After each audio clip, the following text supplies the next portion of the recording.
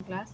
आज की क्लास में हमने 7 क्वेश्चन तक मैथ में अचीव कर लिया था। आज के उसके बाद हम चलते हैं 8वें क्वेश्चन पर। ठीक है, 8वां क्वेश्चन कैसे सॉल्व करना है ये आपको मैथ का क्लास 10th में ट्रिग्नोमेट्री एक चैप्टर है, उसमें ये दिया हुआ है। ठीक है, तो इसको कैसे करना है आइए देखते हैं। ठीक,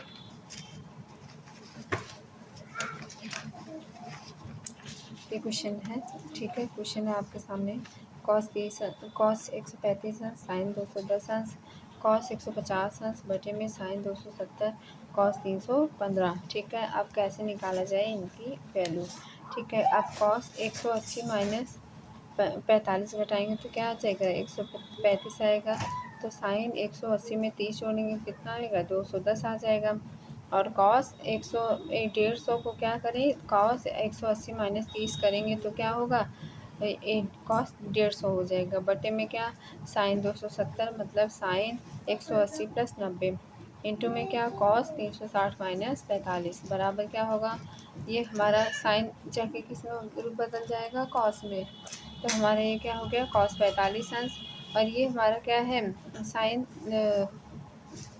ये हमारा माइनस साइन 30 अंश हो जाएगा, और ये हमारा कॉस माइनस के साथ 30 अंश हो जाएगा बटे में क्या होगा, साइन 90 अंश गुणे में कॉस 45 अंश। ठीक है, तो कॉस 45 की वैल्यू क्या होती है, 1/2 माइनस के साथ नहीं आएंगे। ठीक है, और गुणे में क्या होगा, माइनस कॉस साइन 30 अंश है तो यहाँ पे माइनस 1/2 गुणे में माइनस अंडर 3/2 होगा बटे में क्या होगा, साइन 90 अंश का मान 1 होता है। ठीक है, गुणे में क्या होगा, 1/√3।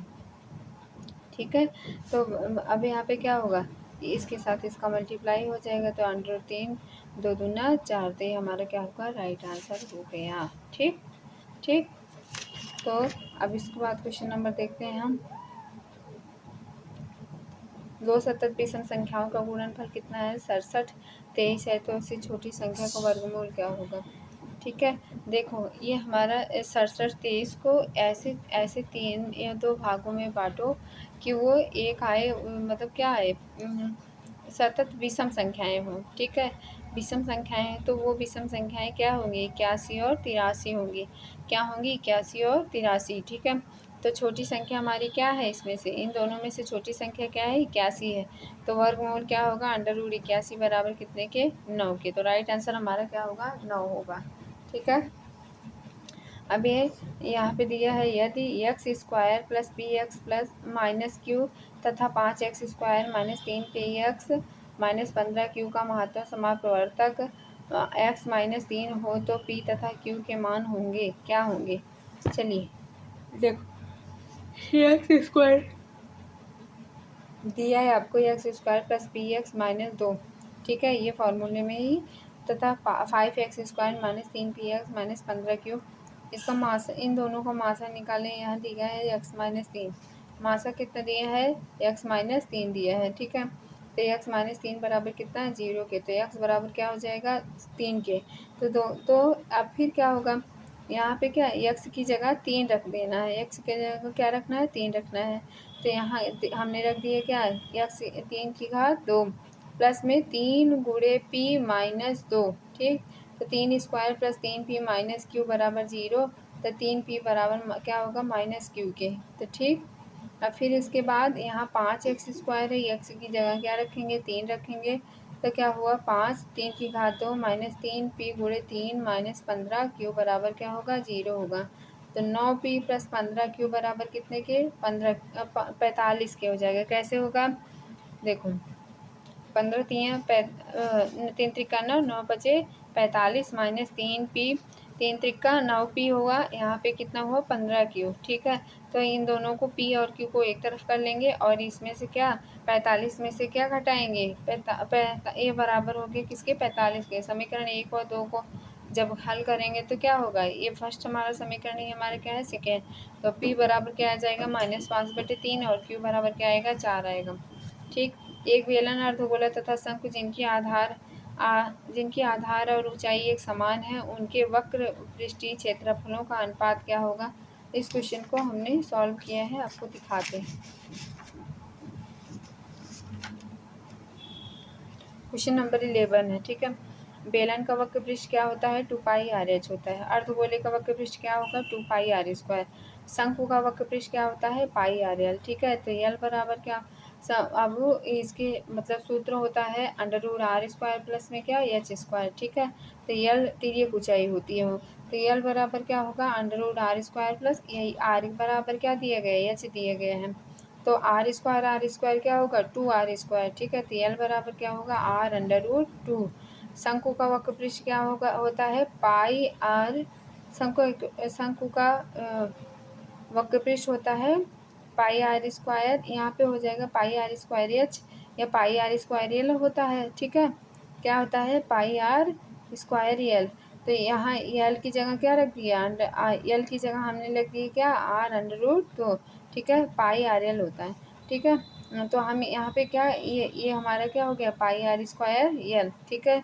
तो अनुपात जब निकालेंगे तो क्या होगा, 2 पाई आर स्क्वायर अनुपाते 2 पाई आर स्क्वायर अनुपाते कितना, pi R square under root 2। तो 2 बच गया, इधर अंडर रूट 2 बच गया। तो अब इनका अनुपात क्या होगा, अंडर रूट 2 अनुपाते अंडर रूट 2 अनुपाते 1, ठीक है। तो ये हमारा क्या बचेगा, ये हमारा क्वेश्चन का आंसर होगा, ठीक। बेलन का वक्र पृष्ठ एक बार दोबारा देख लो। बेलन का वक्र पृष्ठ होता है 2 पाई आर एच। अर्धगोले का वक्र पृष्ठ होता है pi R square, 2 pi R square. शंकु का वक्र पृष्ठ होता है पाई आर एल। और फिर तिर्यक ऊंचाई का सूत्र होता है under root R square plus H square. R को एच के बराबर दिया गया है, तो हम क्या करेंगे, एच की जगह आर रख देंगे। तो क्या होगा, R square plus R square बराबर क्या, एल बराबर क्या होगा, आर अंडर रूट 2। शंकु का वक्र पृष्ठ हो जाएगा पाई आर स्क्वायर एच होता है, ठीक है। तो ये हमारा क्या होगा, पाई आर स्क्वायर एच मतलब pi R square under root 2 L की जगह। और अनुपात क्या होंगे, जब 2 पाई आर स्क्वायर अनुपाते 2 पाई आर स्क्वायर अनुपाते क्या, पाई आर स्क्वायर एल, यही सेम है, ठीक है।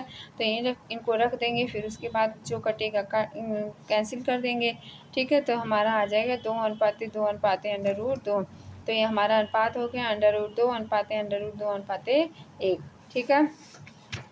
अब इस क्वेश्चन को देखते हैं, क्या है ये क्वेश्चन हमारा, यदि 15% लाभ और 15% हानि का अंतर 450 हो तो क्रय मूल्य क्या होगा, ठीक है। चलिए आइए देखते हैं इस क्वेश्चन को कैसे सॉल्व करेंगे। माना क्रय मूल्य कितना है, 100 मु, ठीक है। कॉस्ट प्राइस हम मान लेते कितना है, 100 रुपये है।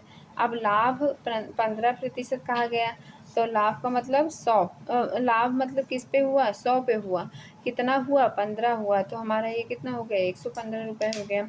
हानि कितने की हुई, 15 की हुई। तो कितने पे हानि हुई, 100 पे हुई, तो 100 में से 15 घटाएंगे तो कितना आएगा, 85 आ जाएगा, ठीक है। तो अब क्या करेंगे, 115 माइनस में कितना, 85 बराबर कितने के दिए गए, क्वेश्चन में दिए गया है 450। 400 कितना दिए गया है, 450। तो यहाँ 115 में से 85 जब घटाएंगे तो कितना के यहाँ देखें, ये लाभ हुआ, ये हमारा हानि हुई, बराबर कितने के, 450 के। तो ये कितना, इसमें से घटाएंगे तो क्या होगा, 30, 30 बराबर कितने के, 450 के। तो 450 बटे में 30, तो 1 बराबर कितने के, 15 के। तो 100 बराबर कितने के, 1500 के, ठीक। अब दूसरा मेथड क्या है, लाभ 15% बराबर, जैसे देखो क्रय मूल्य मान लीजिए, हम सीपी मान लेते हैं, कॉस्ट प्राइस मान लेते हैं, कोई भी प्राइस मान लेते हैं, मतलब मूल जो है वो 100 रुपये है, ठीक है। अब 15 रुपये का अगर फ़ायदा हुआ तो ये 115 रुपये हो गया, ठीक है। 15 रुपये का अगर घाटा हुआ तो 85 रुपये हो गया, ठीक। तो अब 115 बटे 100 ये जो लाभ है, फिर उसके बाद माइनस हानि बराबर कितने के, 450 के, ठीक है। तो 115 एक्स में से क्या घटाएंगे, 85 एक्स। 115 में से क्या घटाएंगे, 85 घटाएंगे, तो क्या आएगा, 30 एक्स बराबर कितने के, 450 के, ठीक है। 30 एक्स बराबर कितने के, 450 के। तो एक्स बराबर कितने के, एक्स बराबर होगा 450 बटे 30, ठीक है। और प्रतिशत निकाल रहे हैं तो गुणे में क्या हो जाएगा, 100। तो एक्स बराबर कितना आया, 1500, ठीक है। तो इस तरीके से ये आपका आंसर होगा, आंसर राइट आंसर आएगा 1500।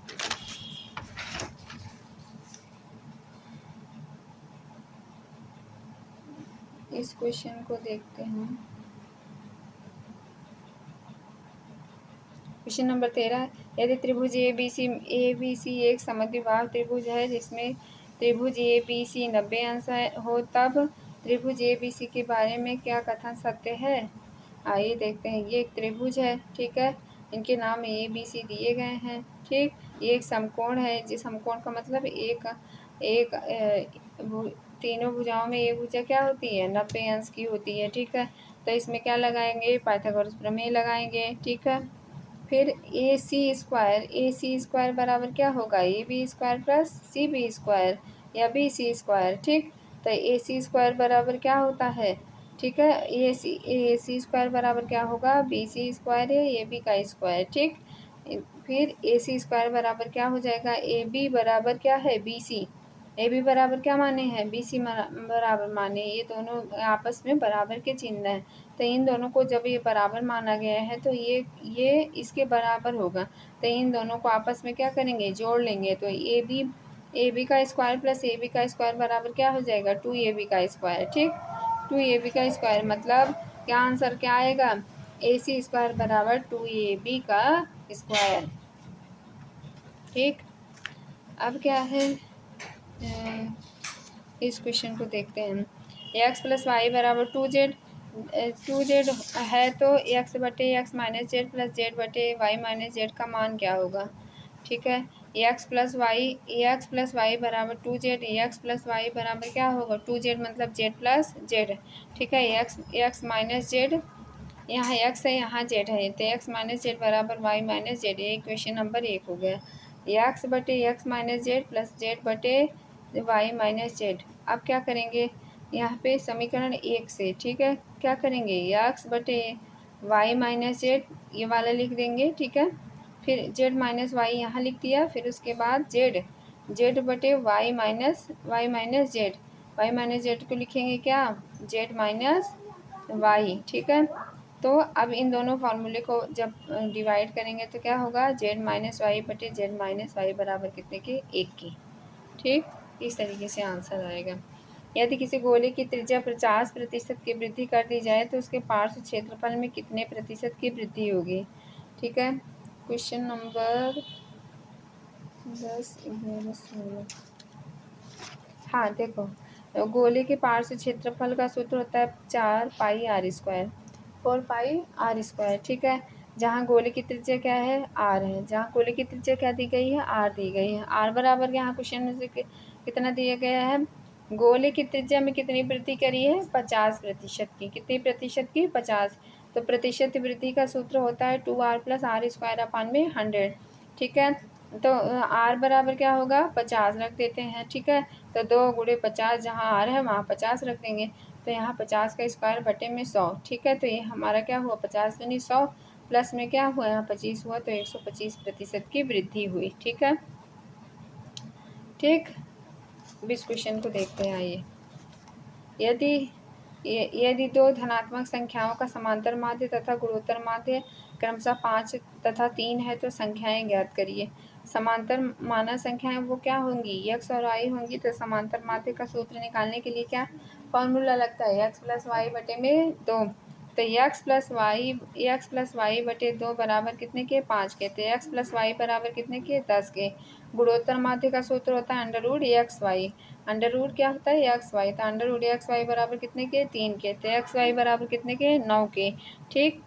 9 के, 3 त्रिका 9, मतलब इसका जो अंडर रूट हटा तो ये स्क्वायर हो गया इधर।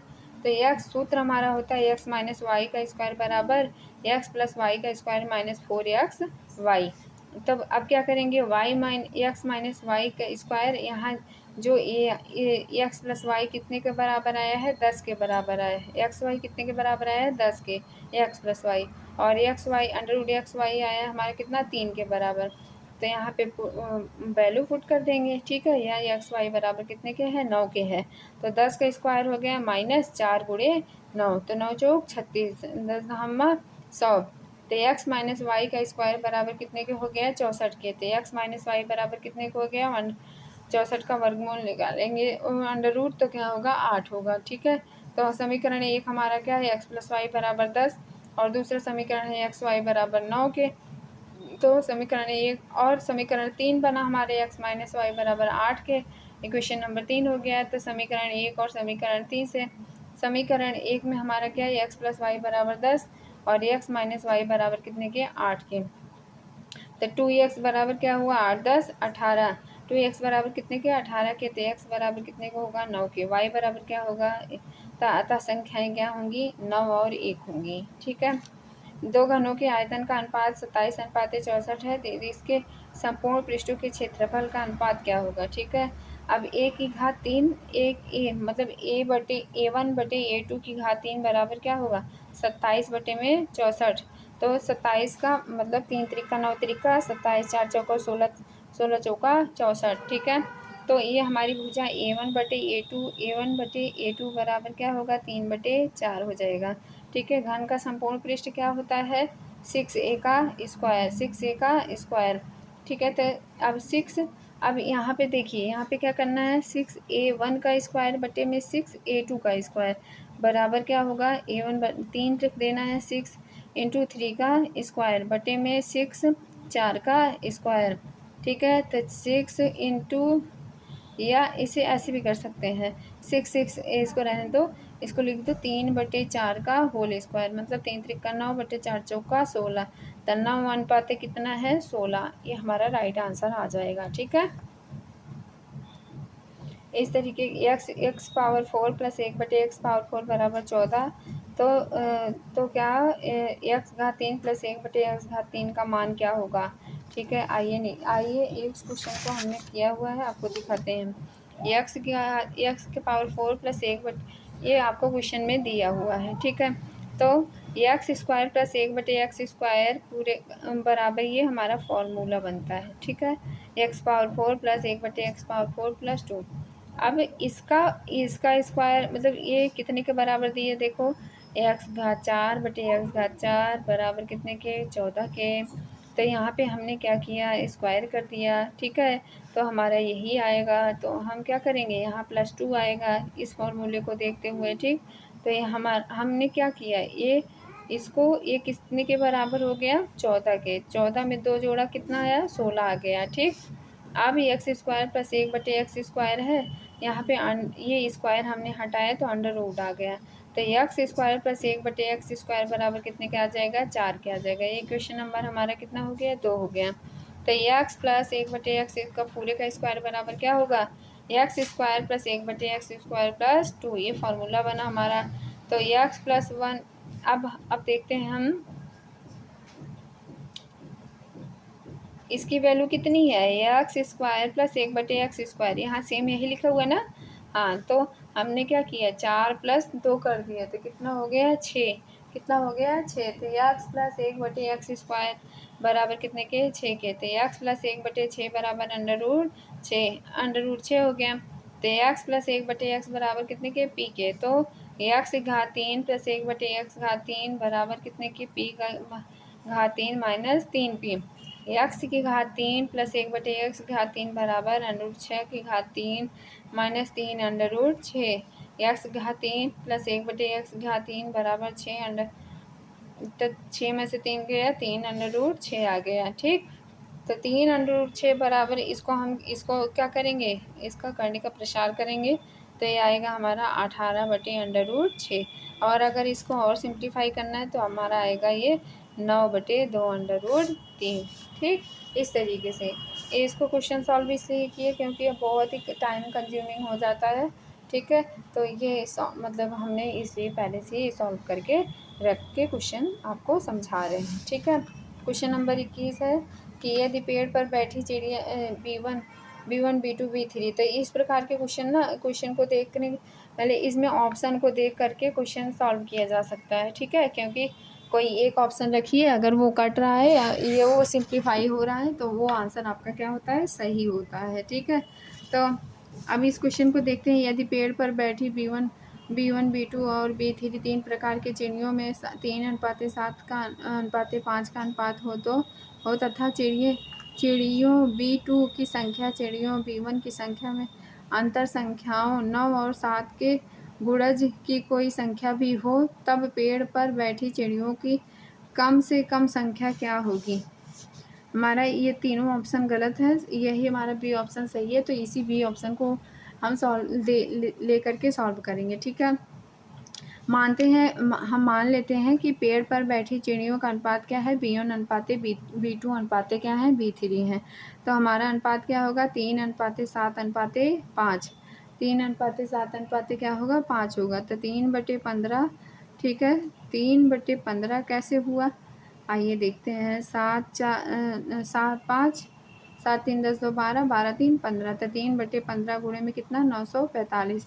तो इन 3 बचे 15, 5 से भाग करेंगे इसमें तो क्या होगा, 189। क्या हो जाएगा, 189 काटेंगे तो B1 की संख्या क्या हो गई, B1 की संख्या हो गई 3x। मान लो 3x, तो यहाँ पे क्या हुआ, अगर 3 को 63 से गुणा करेंगे तो हमारा कितना आएगा, 189 आएगा।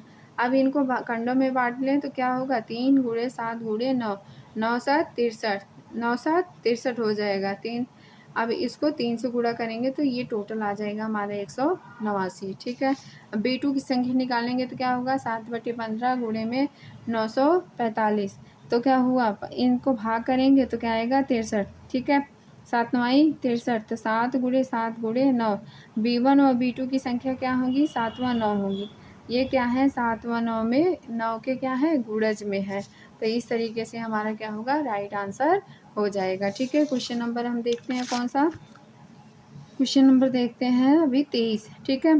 यदि 10 की घात a प्लस एक पूर्ण वर्ग संख्या हो तो a में कम से कम अंकों की संख्या क्या होगी। ऑप्शन दिया हुआ है अनिश्चित, 2 3 और 4।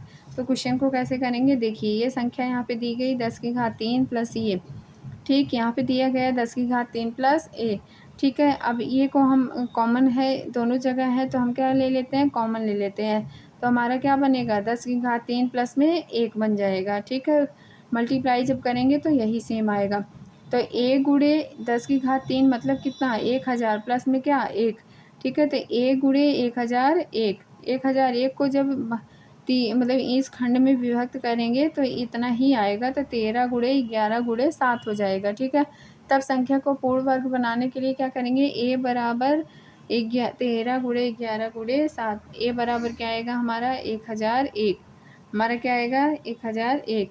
तो अतः संख्या 1001 में अंकों की संख्या कितनी है, 4 है, 1 2 3 और 4। तो हमारा राइट आंसर क्या होगा, 4, ठीक है। पिता और पुत्र की वर्तमान आयु का योग 68 वर्ष है। 8 वर्ष पूर्व उनकी आयु का अनुपात 12:1 था। 4 वर्ष बाद उनकी आयु का अनुपात होगा। चलिए इस क्वेश्चन को हमने किया हुआ है, आपको सॉल्व करके दिखाते हैं।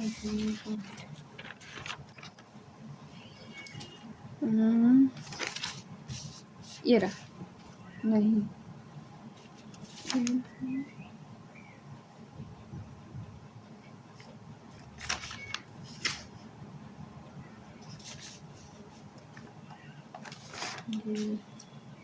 क्वेश्चन नंबर ये हमारा 24 है, ठीक है।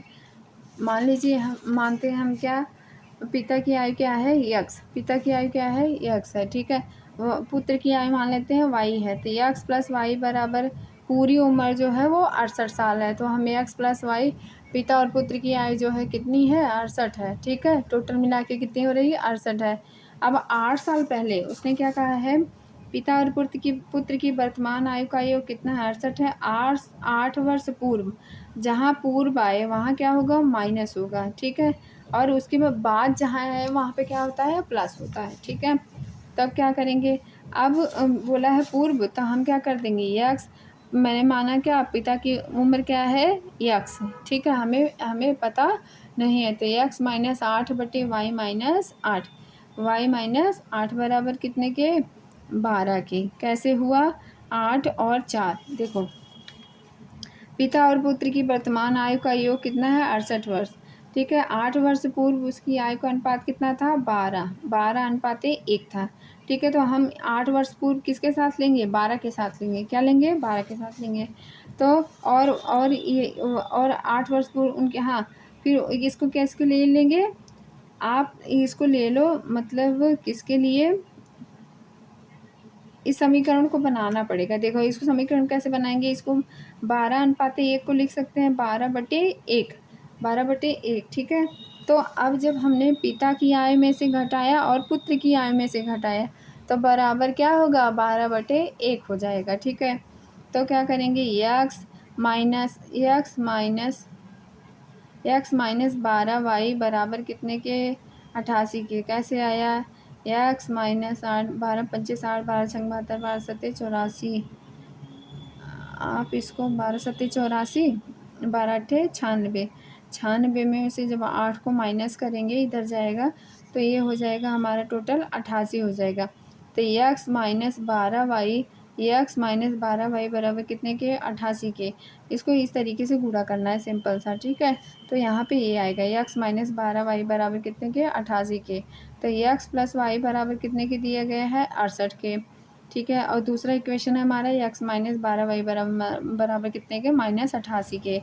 तो एक्स से एक्स क्या हो गया कट गया, तो वाई और 12 y मिलकर के इसमें हम हमेशा निगेटिव जैसे माइनस माइनस ये ठीक है, यहाँ माइनस है तो हम यहाँ क्या लगाएंगे प्लस लगाएंगे। ठीक है, इस तरीके से ये एक्स हमारा क्या हो जाएगा कट जाएगा और हमारे ये आपस में जुड़ जाएगा। तो क्या हो जाएगा 13y बराबर कितने के, इन दोनों को जोड़ेंगे तो कितना हुआ 8 8 16 8 7 8 6 14 1 15 तो 156। तो y बराबर 156/13 करेंगे तो कितना आएगा 12 आ जाएगा। तो एक्स प्लस 12 बराबर कितने के एक्स प्लस 12 बराबर कितने के 68 के आ गया। तो एक्स बराबर क्या होगा 68 में से 12 घटाएंगे तो कितनी किसकी पिता की आयु कितनी आ गई 56 वर्ष। पिता की कितनी आयु आई 56 वर्ष। ठीक है, पिता की 4 वर्ष बाद आयु क्या होगी अब पिता की आयु क्या है यहाँ 56 है, 4 वर्ष बाद मतलब क्या जुड़ेगा 4 जुड़ जाएगा। तो 56 में 4 जोड़ेंगे कितना आ जाएगा 60 आ जाएगा। ठीक है, पुत्र की 4 साल बाद आयु क्या होगी, पुत्र की 4 साल आयु बाद क्या होगी 12 में 4 जोड़ेंगे कितना आएगा 16 आ जाएगा। ठीक है, तो ये हमारा राइट आंसर हो गया। ठीक है, तो इतनी मेहनत के बाद अगर मतलब आपको शेयर सब्सक्राइब ना करें तो फिर अच्छा थोड़ी ना लगता है ना। चलिए, अब ये क्वेश्चन नंबर हमारा 24 हुआ, ये 25 हुआ।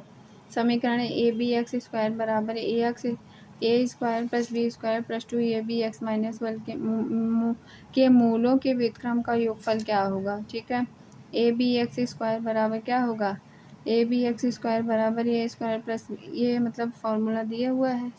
इस क्वेश्चन को छोड़ देते हैं, आगे देखते हैं, इस क्वेश्चन को देखते हैं हम।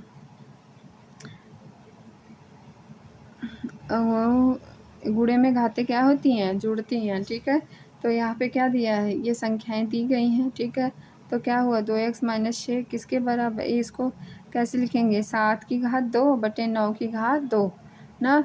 तो बराबर कितने के, इधर 7 की घात कितनी है 9 है बटे 9। ठीक है, या मतलब टोटल की घात 9 है। तो इन दोनों को एक तरफ कर लिया हमने और इसको क्या करिए एक तरफ कर लिया। तो यहाँ क्या है 7/9 7 दूनी यहाँ क्या हुआ 2 दूनी 4 -12 बराबर कितने के हो गया 7/9 पूरे की घात जुड़ गई 9 में 3 जुड़ा कितना हुआ 12 हो गया। तो 7 ये दोनों कट गए, इन दोनों को कट कर दिया गया। तो 4x - 12 बराबर कितने के 12 के हो गया। तो 4x 12 में 12 जुड़ गए हो गया 24। x बराबर 6 चौक 24, ये राइट आंसर हो गया। ठीक है, अब क्वेश्चन नंबर हम देखते हैं कौन सा 28 में क्या कहा गया है। एक छाता दो विभिन्न रंगों के 10 त्रिभुजाकार कपड़े के टुकड़ों से सिलकर बनाया गया है। प्रत्येक टुकड़े का माप 20 50 और 50 सेंटीमीटर। छाता बनाने के लिए प्रत्येक रंग में कितने कपड़े की आवश्यकता होगी। ठीक है, ये हमारा क्वेश्चन है। तो आइए ये मतलब एक छाता है, एक 50 सेंटीमीटर 20 सेंटीमीटर 50 सेंटीमीटर है। तो इसको कैसे सॉल्व करेंगे। ठीक है, अब रंगों की संख्या टोटल इसमें कितने रंग आए हैं 2 रंग आए हैं। टोटल कितने रंग आए हैं 2 रंग आए हैं इस क्वेश्चन में। ठीक है, तो उसके बाद अब टुकड़ों की संख्या कितनी है 5 है 1 2 3 4 और 5। तो 2 रंग एक में हुए हैं तो कितने हो जाएंगे भैया 10 हो जाएंगे। प्रत्येक रंग के टुकड़ों की संख्या कितनी होगी 10/2 बराबर 5 के। ठीक है, तो अब ये भुजाएं दी गई हैं 50 50 और 20। तो हमें पता है कि त्रिभुज का क्षेत्रफल होता है √AS minus AS minus BS minus C। ठीक है, ये हमारा किसका सूत्र है ये हमारा किसका सूत्र है बताओ? हीरोन्स फार्मूला है। क्या है बेटा? ये हीरोन्स फार्मूला है। तो एस बराबर होगा, एस बराबर होता है क्या? ए प्लस बी प्लस सी बटे में 2। ठीक है, तो यहाँ पे ये संख्याएं जो दी गई हैं इनको हम आपस में जोड़ लेंगे, बटे में क्या कर देंगे 2। तो ए बराबर आ जाएगा किसके बराबर? कितने के आ जाएगा? 120 के। तो 120 बटे 2 हो जाएगा। तो ये हमारा आ गया 60। 60 किसकी वैल्यू आई? 60 आई एस की वैल्यू। एस बराबर क्या हो गया? 60 हो गया। तो त्रिभुज का क्षेत्रफल क्या होता है? 60। त्रिभुज का क्षेत्रफल का सूत्र होता है under root S S minus A. यह त्रिभुज का क्षेत्रफल होता है under root S S minus A S minus B S minus C. ठीक है, तो हमारा एस बराबर कितना आया? 60 आया। तो 60 ये वैल्यू दी गई है हमें कितना? 50, 50 और 20 दी गई है। ठीक है, तो ए बराबर हमारा कितना हो गया? ए बराबर हुआ यहाँ पे कितना? 50। बी बराबर कितना हुआ? 50। सी बराबर कितना हुआ? 20। ठीक है, तो इन सब की वैल्यू हमने क्या कर दिया? इसमें से घटा दिया। तो हमारे पास कितना आया? 60 में से 50 घटाएंगे 10 आएगा। 60 में से 50 घटाएंगे 10 आएगा। 60 में से 20 घटाएंगे तो कितना आएगा? 40 आएगा। तो इनका हमने क्या कर लिया? इसको गुणनखंड कर लिया, या कह सकते हैं इसको ब्रेक मतलब तोड़ लिया। ठीक है, खंडों में कर लिया। तो ये क्या बचेगा हमारा? बाहर निकलेगा 10 गुणे 10 गुणे 2 अंडर रूट 6 वर्ग सेंटीमीटर के। ठीक है, इसको अभी रहने दो। तो ये हमारा 10 10 दामा 100 100 गुणे 2 मतलब 200 अंडर रूट 6 वर्ग सेंटीमीटर। 200 अंडर रूट 6 वर्ग सेंटीमीटर। अब प्रत्येक रंग के टुकड़े की संख्या कितनी है? 5 है। प्रत्येक रंग के कपड़े की आवश्यकता कितनी पड़ेगी? भैया 5 प्रकार के कपड़े हैं तो 5 गुणे 200 अंडर रूट 6 कर देंगे। तो हमारा 1000 अंडर रूट 6 ये हमारा राइट आंसर हो जाएगा। ठीक, द्विघात समीकरण हमारे, यदि द्विघात समीकरण है ये X square plus B X plus C बराबर 0 का एक मूल दूसरे मूल का व्युत्क्रम हो तो निम्नलिखित में से क्या सही है? अभी ऑप्शन दिए हुए हैं तो इनको देखते हैं। द्विघात समीकरण होता है हमारा A X square plus B X plus C बराबर के 0 के। ठीक है, तो अब इसका क्या होगा? इसमें समीकरण के मूल एल्फा और 1/एल्फा होंगे। तो मूलों का गुणनफल क्या होता है? आचार पद बटे में एक्स स्क्वायर का गुणांक। ठीक है, तो एल्फा इंटू 1/एल्फा बराबर क्या होगा? सी बटे ए। तो 1 बराबर क्या हो? एल्फा से एल्फा कट गया, सी बटे ए। तो ए बराबर क्या हो गया? C. That is right answer. A equals to C. That is right answer, A equals to C. ठीक है, एक मूलधन साधारण ब्याज की दर से 10 वर्षों में अपने को का 2 गुना हो जाता है। ब्याज की दर ज्ञात करें। साधारण ब्याज का सूत्र होगा मूलधन गुणे दर गुणे समय बटे में क्या? 100। मिश्र धन बराबर मूलधन प्लस ब्याज। मूलधन बराबर क्या होगा? 1 रुपये। ठीक है, समय कितना मांगा है? 10 वर्षों का। समय कितना ये गया? 10 वर्षों का। मिश्र धन क्या है? 2x है। मिश्र धन क्या है? 2x है। ठीक है, तो 2x बराबर x दर गुणे 10 बटे में 100 प्लस 1। 2 बराबर क्या होगा? दर गुणे दर 10 बटे में क्या यहाँ पे हो जाएगा? बटे में 100। या इसको हम 20 10 का गुणा इसमें 2 में हुआ तो 20 माइनस 10 बराबर हमारी दर कितनी आई? दर 10%। ठीक, यदि x1, अब हमारा फिजिक्स का पार्ट स्टार्ट हो गया। ठीक है, इस तरीके से साइंस के हम इसको कवर करेंगे पूरा। यदि x1 लंबाई के वस्तु का उत्तल दर्पण से बना प्रतिबिंब x2 लंबाई का हो तो क्या होता है? x1 is greater than x2 के। ठीक है, तो उत्तल दर्पण के सामने x1 लंबाई की वस्तु चाहे जहाँ पर स्थित हो उसका प्रतिबिंब x2 सदैव दर्पण के पीछे ध्रुव तथा मुख्य फोकस पर बनता है। प्रतिबिंब कैसा बनता है? सीधा, आभासी तथा वस्तु से छोटा होता है। प्रतिबिंब की बात की जाए तो कैसा बनता है? सीधा, आभासी तथा वस्तु से छोटा बनता है। ठीक है, ऊष्मा की SI इकाई क्या होती है? जूल होती है। ठीक है, ये तो हम सभी को पता है। माध्यम में ध्वनि तरंगों की प्रकृति कैसी होती है? केवल अनुदैर्ध्य तरंगे होती हैं। कैसे होती हैं? अंधैर्ध्य तरंगे ध्वनि अंधैर्ध्य तरंगे हैं। कैसे? माध्यम में ध्वनि तरंगों की प्रकृति केवल अनुदैर्ध्य होती है। क्यों? क्योंकि ध्वनि अनुदैर्ध्य तरंगे हैं, अतः ये सभी माध्यम ठोस, द्रव तथा गैस में संचरण कर सकती हैं। ठीक है, निर्वात में ध्वनि का संचरण नहीं हो पाता है क्योंकि माध्यम अनुपस्थित होता है। किस में नहीं हो पाता है? निर्वात में। ठीक है, क्वेश्चन नंबर हम 34 देखते हैं। एक एंगस्ट्रॉम का मान होता है कितना? 10⁻⁻⁴ माइक्रोन। कितना होता है 10⁻⁻⁴ माइक्रोन। ठीक है। ध्वनि तरंग की चाल अधिकतम किस में होती है? निर्वात में, वायु में, जल में, इस्पात में। सबसे ज़्यादा स्टील में होती है भैया। विभिन्न माध्यमों में ध्वनि की चाल भिन्न भिन्न होती है। कोई माध्यम जितना ही प्रत्यास्थ होगा ध्वनि की चाल उसमें उतनी ही अधिक होगी। जैसे यदि ये आता है इस्पात में ध्वनि की चाल 25 डिग्री सेल्सियस पर सबसे अधिक मतलब 5960 मीटर प्रति सेकेंड होती है। ठीक है। निम्न में से कौन सा जलीय बायोफाइट है? बायोफाइट कौन से है? रिक्सिया फ्लूटेंस। रिक्सिया फ्लूटेंस है। रिक्सिया फ्लूटेंस लीवरवार्ट जीनस रिक्सिया का एक जलीय बायोफाइट है। यह तालाबों में तैरता हुआ पाया जाता है। ठीक है। निम्न में से कौन सा पूर्ण स्तंभ परजीवी होता है? भैया अमरवेल। अमरवेल के अपना ये स्वपोषी नहीं होता है, बल्कि यह क्या होता है? परपोषी होता है। यह परजीवी है। इसमें पत्तियों और पर्णहरिम का पूर्णतः अभाव होता है, इसलिए इसका रंग पर पीत मिश्रित सुनहरा या हल्का लाल होता है। इसका तना लंबा, पतला, शाखा युक्त और चिकना होता है। आपने कभी किसी पेड़ को देखा हो, पेड़ों के ऊपर भी जो और सारे पत्तियां आकर के लग जाती हैं, या मतलब दूसरे प्रकार के भी दिखाई जाते हैं, तो वो अमरवेल के साथ भी एक ऐसा ही मतलब अमरवेल पौधा भी है जो कि अपना भोजन दूसरे पेड़ वृक्षों के सहायता से करता है। ठीक है। अब ये पौधों में होने वाली घटनाओं का मिलान करें। जल अवशोषण किसके साथ होता है? जल अवशोषण होता है आपके मूल रोम के द्वारा। ठीक है। और खनिज अवशोषण किसके द्वारा होता है? खनिज अवशोषण होता है आपके एपीब्लेमा के द्वारा। किसके द्वारा? एपीब्लेमा के द्वारा। जल परिवहन किसके द्वारा होता है? जल परिवहन होता है आपके जाइलम के द्वारा। और खनिज परिवहन किसके द्वारा होता है?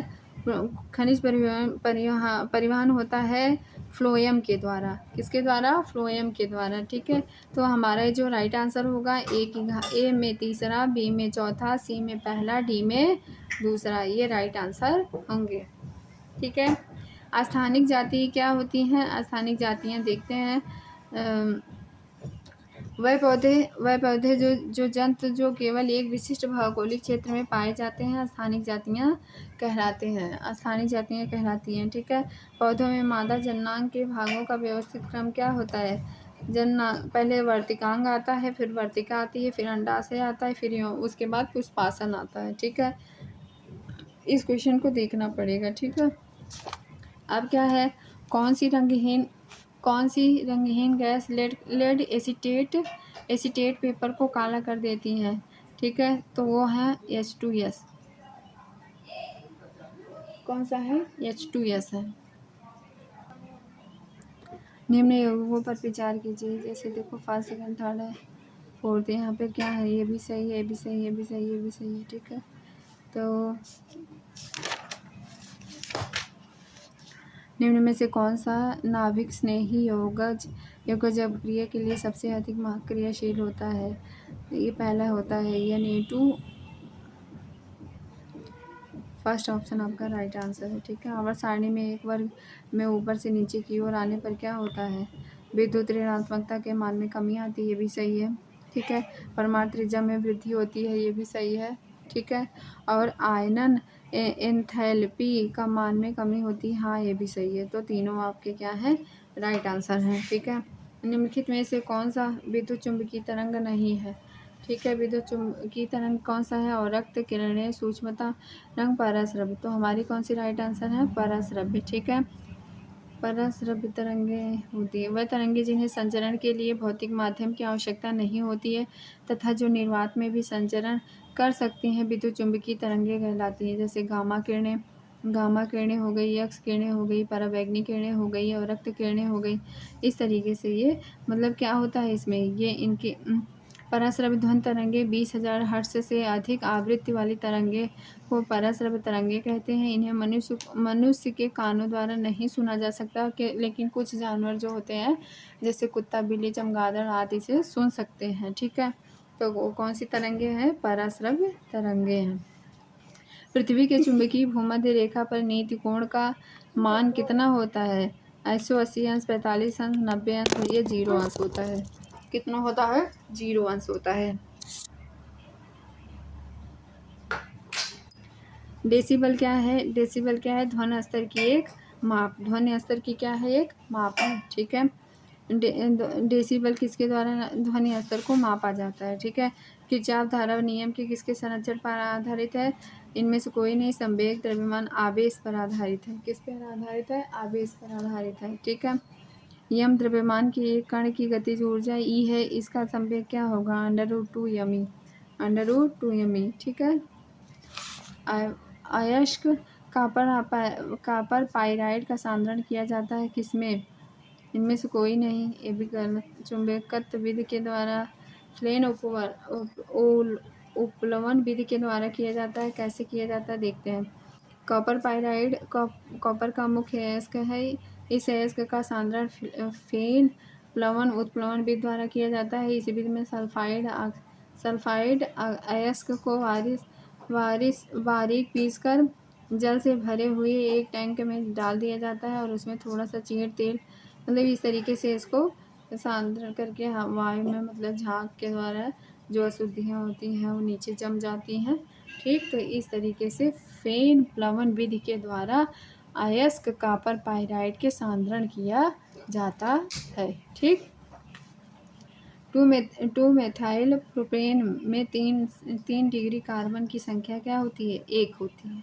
कितनी होती है भैया? 1 होती है, ठीक है। अब क्वेश्चन को देखते हैं। 53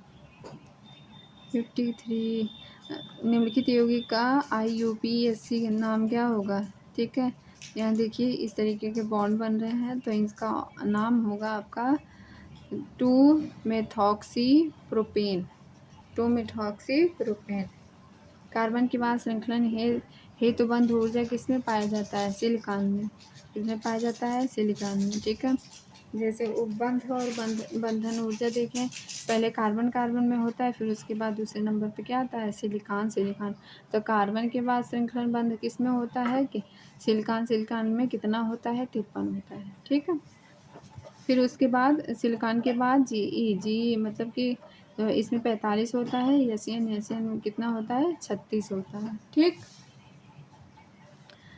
अब क्वेश्चन नंबर 54। निम्नलिखित में से कौन सा विटामिन हार्मोन्स की तरह कार्य करता है? विटामिन भैया डी। कौन सा? Vitamin D. विटामिन डी कैसा है? विटामिन डी वसा में घुलनशील एक विटामिन है जो हार्मोन्स की तरह कार्य करता है। विटामिन डी का मुख्य स्रोत मक्खन, दूध, कार्ड, लीवर आयल तथा अन्य मछलियों के यकृत तेल तथा सूर्य का प्रकाश है। विटामिन डी के अभाव में हमें रिकेटस मतलब सूखा रोग हो जाता है। रिकेटस एक प्रकार का रोग है जिसमें हड्डियां नर्म और कमज़ोर, लचीली तथा टेढ़ी हो जाती हैं, ठीक है। और फिर उसके बाद क्या? 5 जगत वर्गीकरण विधि के अनुसार बैक्टीरिया और नील हरित शैवाल में सम्मिलित किया गया है। किसको? मोनेरा में। किसमें करा गया है सम्मिलित? मोनेरा में, ठीक है। ना कि पादप में, ना कि कवक में, ना कि प्रोटिस्टा में, ठीक है। और क्या होता है? निम्न में से कौन सा ऊतक है हमारा? फेफड़ा नहीं। आमाशय, अंडाशय नहीं। रक्त हमारा क्या है? एक ऊतक का कार्य करता है, ठीक है। एक ऊतक का कार्य करता है और हीमोग्लोबिन के कारण इसका रंग कैसा होता है? लाल होता है, ठीक है। अंडजन की प्रक्रिया में जो हार्मोन अधिकतम होते हैं उनका क्या नाम होता है? LH। क्या नाम होता है उनका? LH। ना कि इनका नाम होता है प्रोजेस्टेरोन, ना वो होते हैं क्या? एस्ट्रोजन, और ना ही वो क्या होते हैं? FSH। इनका राइट आंसर क्या होता है? LH, ठीक है। LH क्या होते हैं? अंडजन की प्रक्रिया में हार्मोन अधिकतम जब होता है तो उनका क्या नाम होता है? LH होता है, ठीक है। Question number 60। हिपोकैम्पस हिपोकैम्पस एक कैसा होता है? मेन फिश की तरह होता है। हिपोकैम्पस समुद्र में पाई जाने वाली मछली की प्रजाति है। इसका सिर घोड़े के समान होता है, इसलिए इसे समुद्री घोड़ा भी कहते हैं, ठीक है। तो आज की क्लास में बस इतना ही। Thank you class. आप स्टार्टिंग से लेके लास्ट तक देखेंगे, अवश्य ही आपको प्रॉफिट बहुत होगा। Thank you.